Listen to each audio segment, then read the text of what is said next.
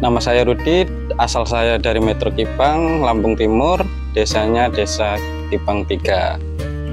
Aku sebenarnya lihat dari kawan-kawan Mas, soalnya kawan-kawanku tuh banyak, ya kan. Dan rata-rata tuh ya usahanya ada yang di kambing gitu kan. Tapi aku yang lihat prospeknya tuh ya di kambing. Ya jadi aku coba-cobalah skala kecil gitu. Ini Prambon Mas, tapi masih ada kacangnya. Dari awal aku mungkin belum paham soal kambing ya. Ya itulah jadinya aku nggak tahu jenis kambing, aku ambil ini. Tapi alhamdulillah sesuai gitu. Kalau buat aku sendiri yang aku rasain enggak sih Mas, nggak susah. Nggak susah, enak-enak aja sih.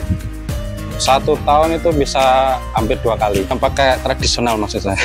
Aku lebih baik mencegah Mas daripada mengobati. Nah, niat aku gitu. Soalnya aku pernah itu pengalaman 2 kali dari 2 indukan itu, setiap anak itu dia beranak 2, tapi yang satunya mati dengan penyakit yang berbeda. Makanya itu aku mikir daripada aku nanti nunggu kambingnya sakit, lebih baik aku cari pencegahannya. Dan pencegahan itu aku ambil ke sekitar aja, maksudnya yang di alam aja, nggak yang di obat-obat enggak. Kalau itu sih dari pakan Mas, aku dari pakan, terus nanti ada hal-hal yang lain aku tambahin. Terus yang buat vitaminnya juga aku ambil dari alam, yang biasanya kan di belakang itu ada kayak kangkung liar gitu Mas. Itu aku manfaatin Mas, cara aku cari itu manfaatnya apa. Ternyata kandungan vitaminnya itu cukup besar, jadinya aku pakai itu buat selingan makan kambing ini. Mengkudu buat mencegah cacingan di kambing itu. Soalnya kan kalau mengobati itu kan mahal. Nah, ya kan, mending aku cari yang alternatif buat mencegah aja.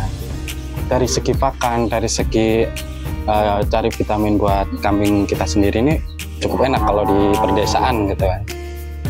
Kalau buat saya rugi sih Mas, apalagi seperti aku nih menengah ke bawah nih kan.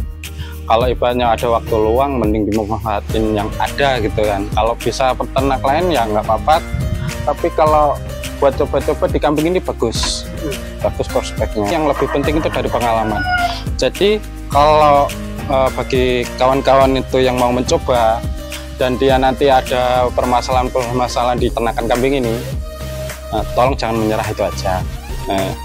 Yang udah ya udah, tapi ambil ilmunya, ambil apa yang bisa diambil manfaatnya gitu aja. Cukup mengaruh sih Mas, apalagi kalau kandangnya itu yang tertutup dinding apa gimana. Soalnya kawan aku pun, dia pun kandangnya mepet dengan dinding rumah, itu pertumbuhannya kurang.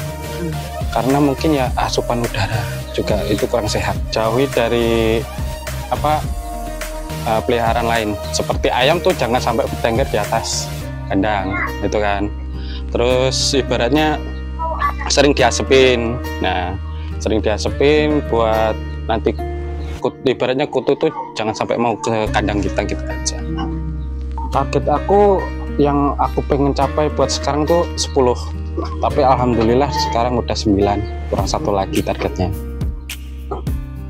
Ibaratnya kita nih kan dari awal kan Mas, kita belum biasain diri dari sekian kambing. Ya seperti tadi, niatnya kan 10, nanti aku biasain dulu 10 sampai mungkin aku terbiasa ngerawatnya 10 gimana, baru nanti kita nambah sedikit-sedikit gitu aja Mas. Jangan sampai kita tuh terlalu ambisi terus nanti 10 beranak lagi sampai 15 langsung kita jagain dengan kita yang belum terbiasa, takutnya kan nanti masalahnya lebih banyak. Kalau bisa tuh kambing tuh angin, udara tuh terjaga, maksudnya angin tuh bisa keluar masuk gitu aja. Ibaratnya kan kita jaga hewan hidup. Minimal Mas, kalau waktu terdesak kita butuh uang kecil, itu enak Mas, dari kohe bisa. Dari kohe kita bisa ngumpulin, kita jual, itu ya cukup beratnya kan. Kalau kita lebih apalagi pengen kita cicil aja kambingnya, kita kurangin gitu. Jadinya nggak terlalu kita tuh belum kalau ada kebutuhan tuh masih enak gitu buat kita cari sumber dana. Dalam segi keuntungan breeding sama pembesaran itu beda mas. Kalau ibaratnya breeding itu kan jangka panjang, kalau pembesaran itu jangka pendek. Kalau jangka panjang gitu ya kita harus sabar-sabar sih mas. Ibaratnya kita penuhin target kita dulu, baru kita mikirin untung. Kalau ibaratnya pembesaran kan enggak, kita itu targetnya besar, kambing keluar. Kalau kita enggak, kita ngumpulin dulu. Kalau buat saya pribadi itu mas belakang, itu pucuk ubi. Nah itu saya tanam sendiri, ibaratnya buat jaga-jaga kalau susah rumput.